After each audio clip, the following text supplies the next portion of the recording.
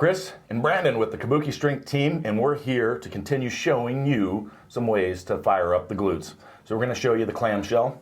We do it both band resisted and without. So this can also be a little bit of an assessment tool, left to right with the with glute firing as well. So, but Brandon, assume the position. My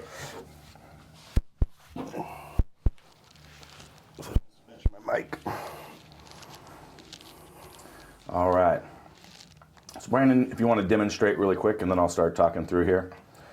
But basically just opening up the hips here in this position. If you've got any, you want to talk us through this one a little bit? Sure. Well, so this is probably one of my favorite glute activation exercises that we have. When we raise, we will do a banded version of this. I like to plant against a wall. I feel like working the wall is the best. And we need to be very aware that we're not actively pressing through our quad. I think that's an area that people get really backwards on. But we only rotate with that glute and almost think about extending through this hip towards whatever opposite structure. Yeah, I was going to point that out because you actually see that engagement where you're driving in with that hip. If you can see on camera, this would be my extended position where I'm using it, and this would be my normal resting position. So there's a definite place in there, but it's super important that even though I'm extending forward, I'm not actually flexing the quad to do that. So we want to show us the band resisted variation here? Yeah. So we like using a band for this, and I would, in my opinion, you probably shouldn't be using a band unless you can already feel each glute firing equally hard without it. So similar to our monster walk video, if you've watched that, we prefer to have the band again crossing right across the knee.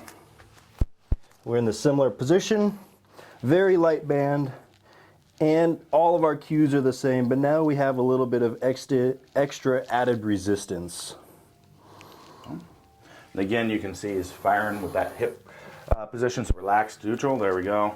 So you can see the difference there. And then firing glutes. Okay. And there's often a regression, so if you look up clamshells, a lot of times you'll see one where it's basically just right here and we're opening like this. So that one's a fairly common one to see.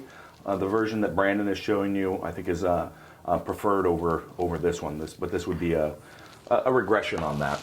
Yeah, you know, if we look at our actual position, because all this only matters if we can transfer it to our bench, squat, or deadlift, right? Because we're meatheads.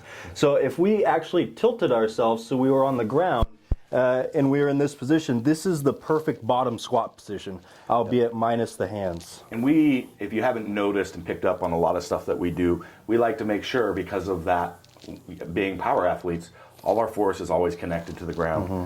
And we've got a strong rooted position here versus the basically that open chain movement of this position where we've got no root.